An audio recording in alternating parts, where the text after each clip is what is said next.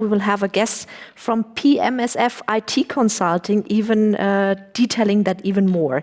We will learn about industrial standards for development of autonomous driving.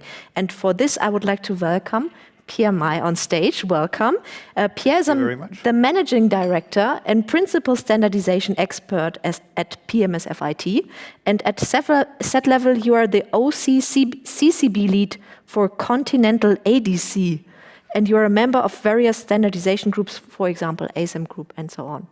Welcome on stage. We are absolutely excited to learn from you. So, thank you very much, Laura. And you've heard about the role of standards that set level sees for them. And it falls to me to give some more detail about this and give some more reasoning why the set level project itself sees standards as such a central thing, and the way that the set level project has interacted with standardization organizations and how this landscape plays out.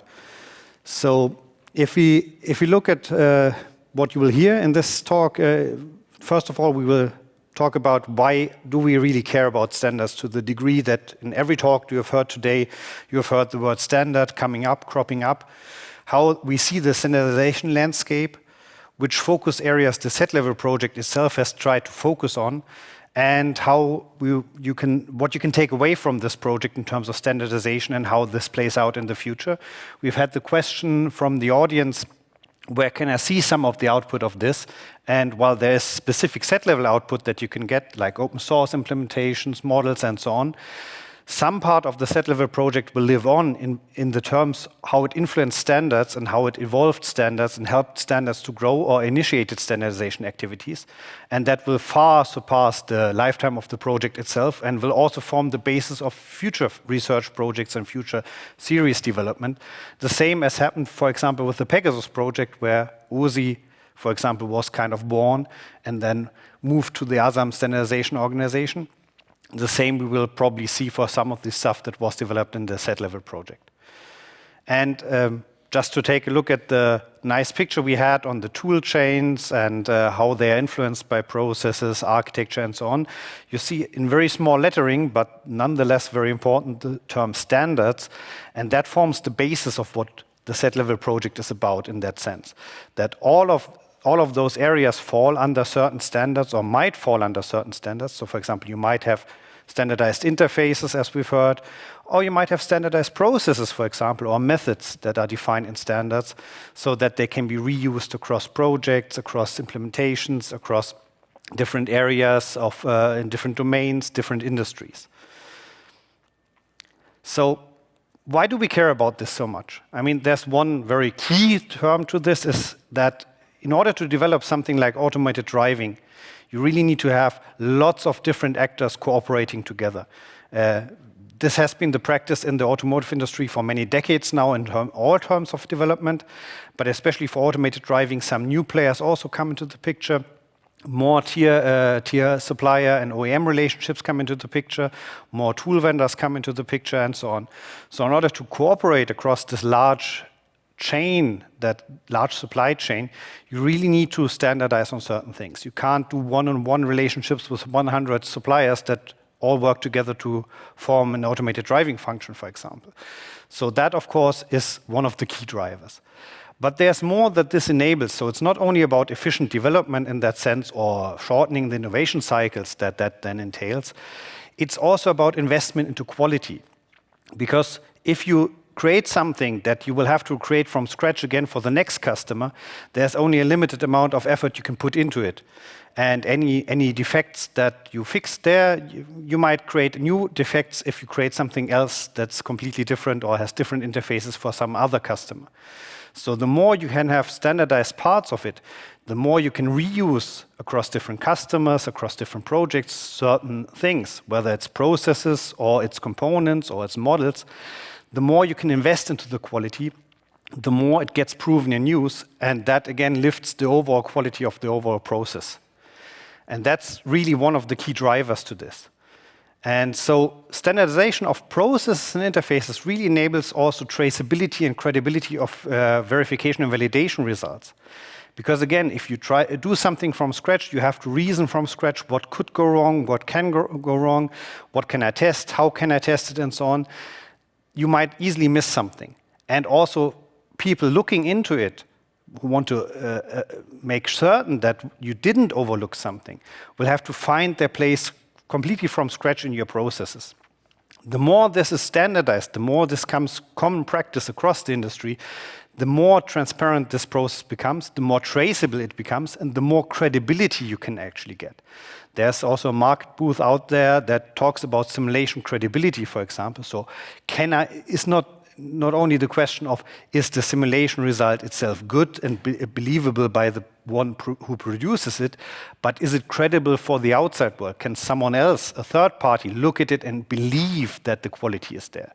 Can I demonstrate that the quality is there? And again, this gets much easier if I can build on standardized interfaces, standardized processes. There's much commonality, there's much proven in use technology.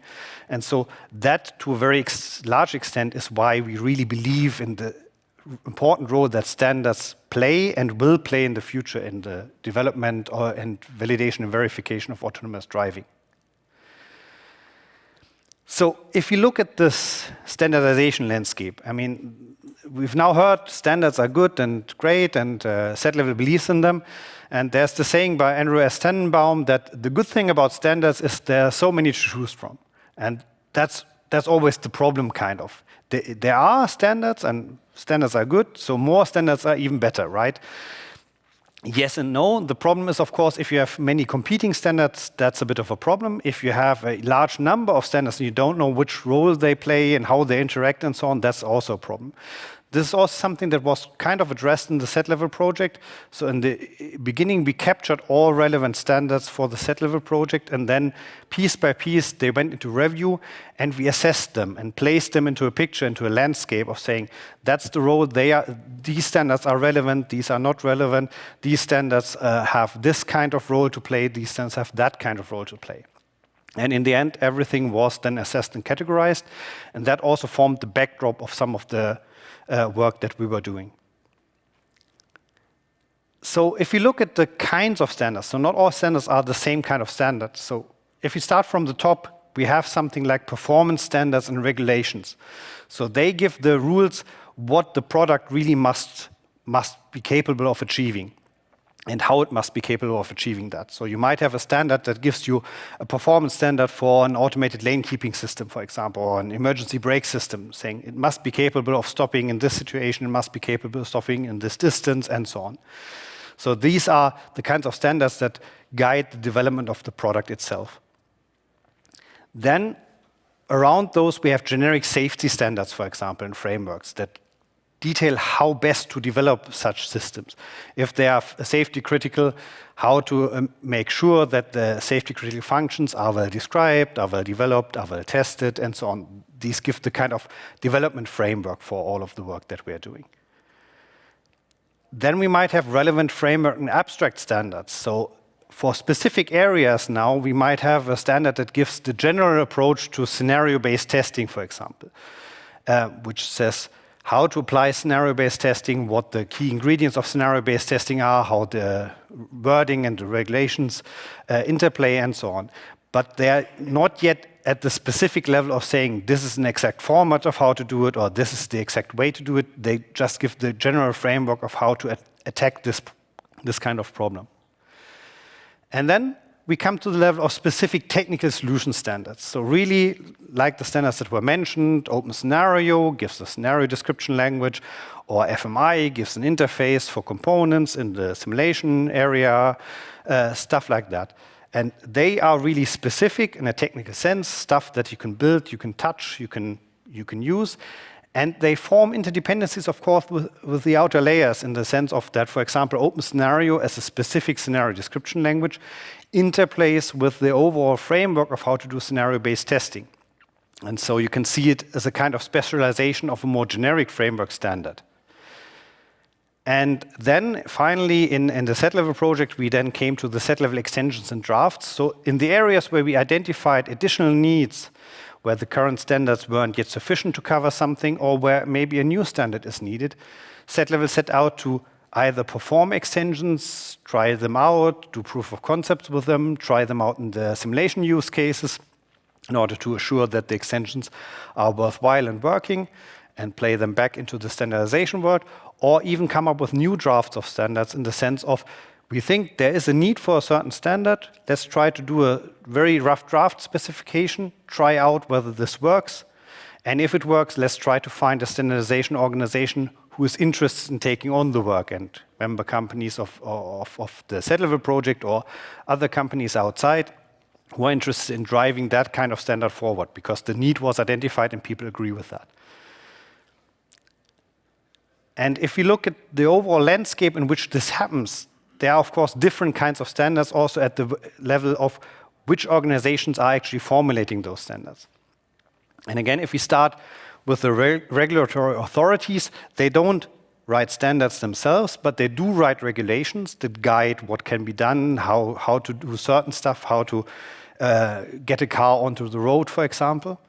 But these regulations also very often cite standards then, which are either mandatory at that level or are optional in the sense that you can also do other ways of being compliant, but this is the default way of being compliant, for example.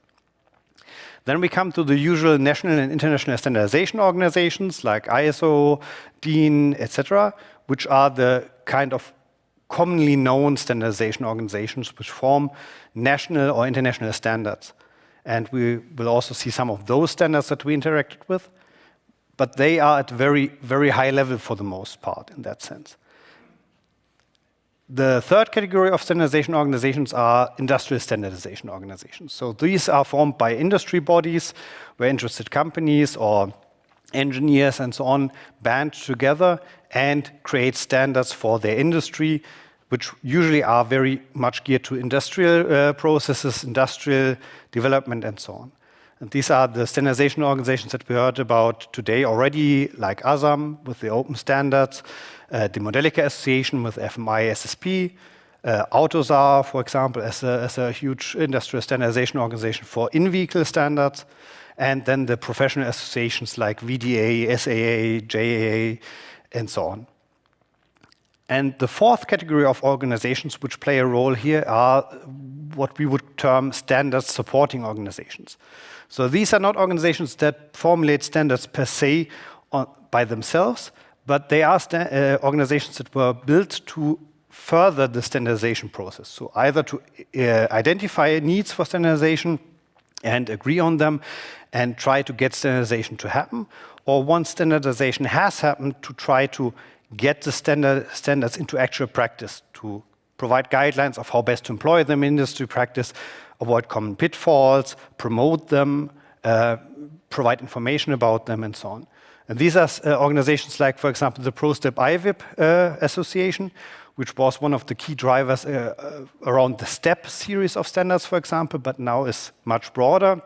They, for example, also host the Smart Systems Engineering project that was the basis of some of the processes that were involved in the Z-Level project, or the ASCS, which is based around simulation standards and supercomputing around that, which is also, for example, going to be playing a role in the further dissemination of some of the open source models that were created in the Z-Level project. And if we look at those kinds of organizations and how they play together, what one can easily see is that the level of normativity of a standard or a document arising out of those organizations differs. So obviously, a standard supporting organization, that's just a recommendation, just a document that says, hey, this seems like something good to do. Whereas a regulatory authority, if they do a regulation, I mean, that has a very hefty effect. You can't ignore it. And so in this sense, you get from less normativity to more normativity if you move anti-clockwise in this circle. In the same way, the agility, of course, decreases in the other direction. So if something has a huge impact in terms of regulation, then of course you want to be very deliberate about what you regulate. You don't want to be hasty because that has a huge impact. You can't ignore it if there's a bad regulation out there. So you take your time, you have to be very sure about the regulations you put out there, and you don't change them very quickly. On the other hand, if you're just supporting standardization, you can be very quick about doing a recommendation, and if the recommendation isn't that good, yeah, you change it, you improve on it, and so on. And in the middle of those, we have the national and international standardization organizations and the industrial standardization organizations, which lie in between, which bridge the gap between something that's just a nice idea and something that's kind of the law.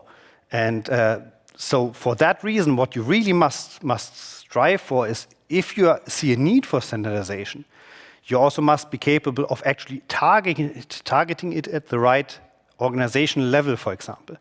It doesn't make sense to have something that's highly technical and apt to quickly change, be part of regulation, for example, or be part of a national or international standard that maybe takes 3, 4, 5 years to change. On the other hand, some foundational stuff that's unlikely to change very quickly but has huge impact and should have huge impact, that's something you really want to target at that level. And that's also something that we've seen in the Z-level project, and that Z-level kind of demonstrates is how the different standardization layers play together, where you can get the most benefit out of that, of having some framework standard that gives general guidelines as an ISO standard, for example, and then have specific implementations of that as an industrial standard, an ASAM standard, modular system standard, and so on, and augment this, for example, with regulation, with guidelines and recommendations from a supporting organization, which helps in applying those standards in a good way and avoiding pitfalls.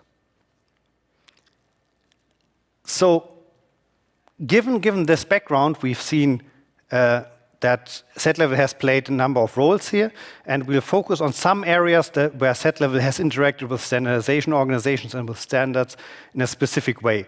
There's more that Z-level has done, but and you can see this in the market booths, but we'll focus on a couple of areas just to point out some kinds of interaction here. So Martin already presented the standardized architecture, and if we look at the standardized architecture, we've seen that standards like ASAM, OSI, FMI, SSP have played a key role there in formulating that standardized architecture and also making that standardized architecture be able to interplay with tool support that doesn't even yet know about the standardized architecture, for example.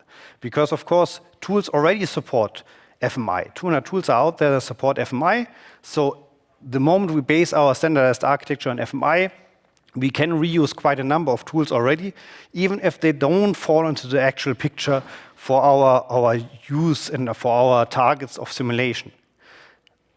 The other thing that this gives us is a modular way of doing the architecture, so that, for example, if in the future we find out that maybe FMI isn't the best component standard, or maybe OSI isn't the best standard for the data interfaces, we can change that layer while retaining most of the rest of the architecture, because these standards are modular, they interact in a modular way. And that's something you tend to strive for. The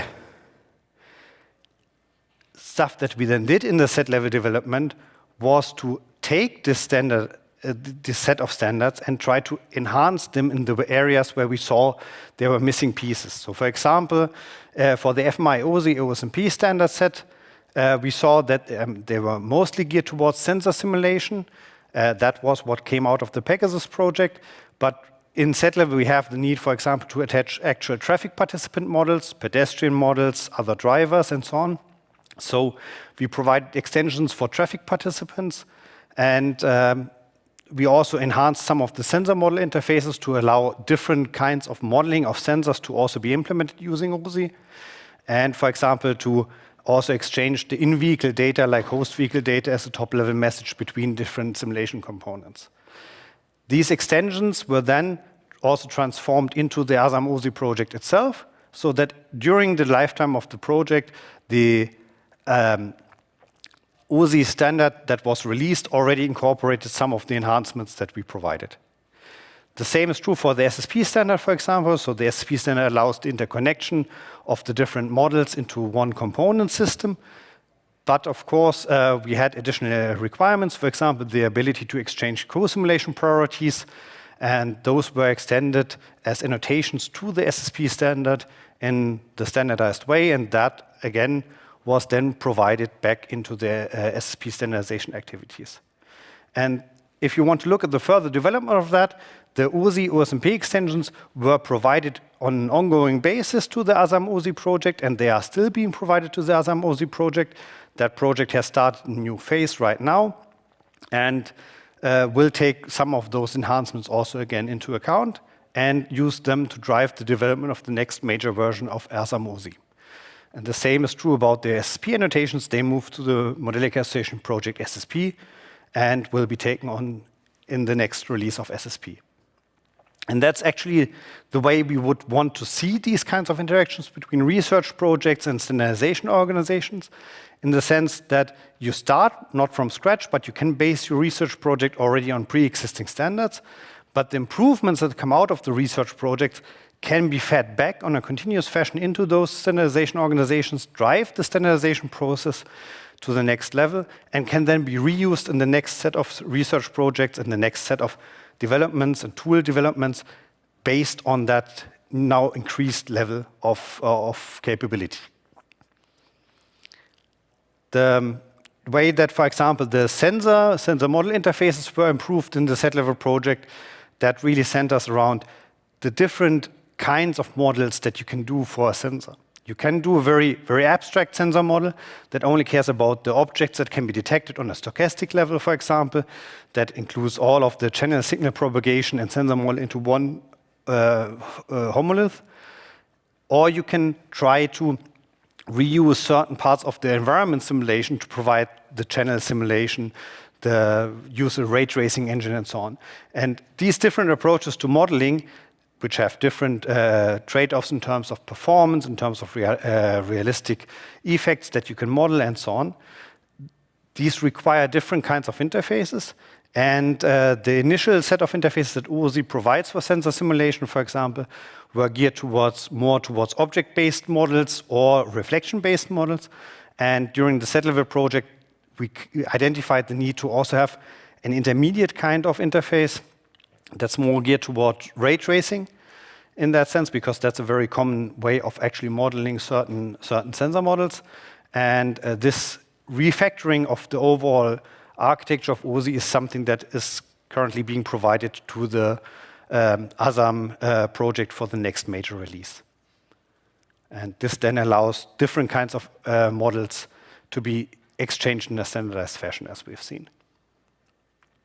If you look at focus area 2, model classification, this is based on the set-level model exchange and selection process. So if you have many models that you need in order to simulate your overall system, you have to have a way of actually selecting the right models in terms of model quality, modeling approach, and your needs, requirements, and so on.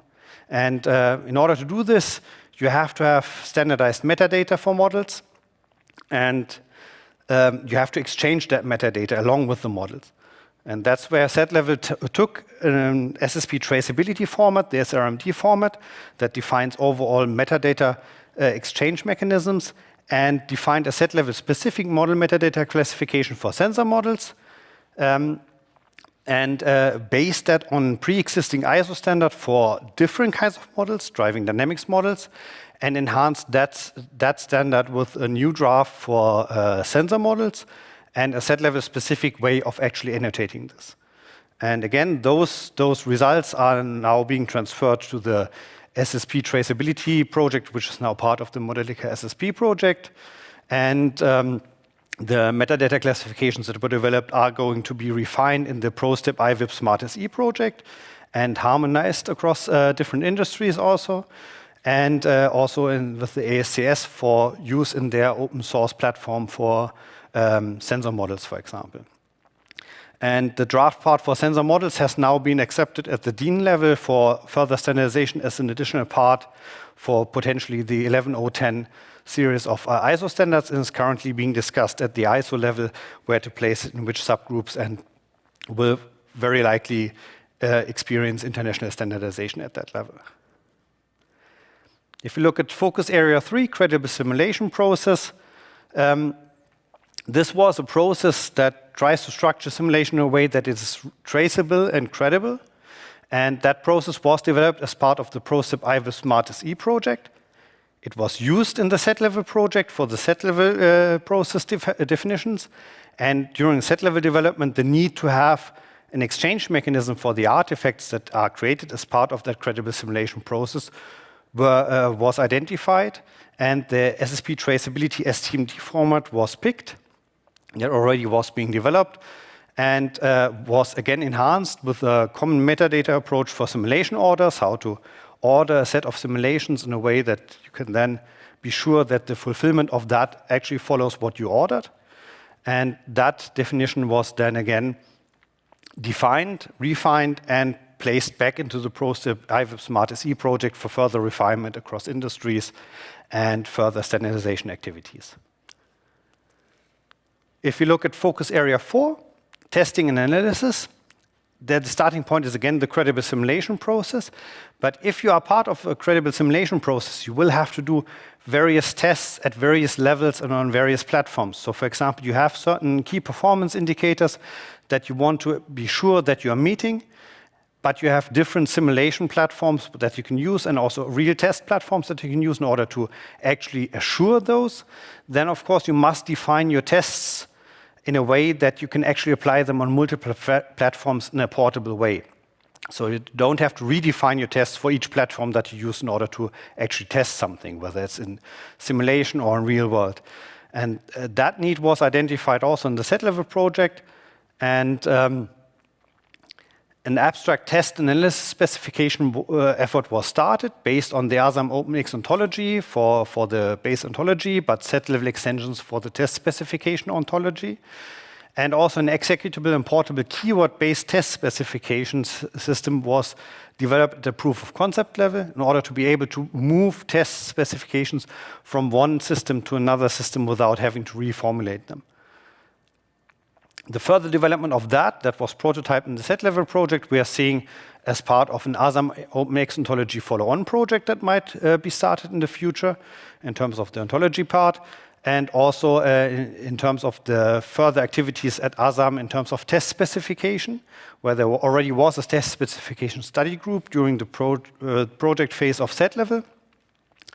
And follow-on projects from that will likely deal with test specifications and the interplay between test specifications and scenario specifications, for example.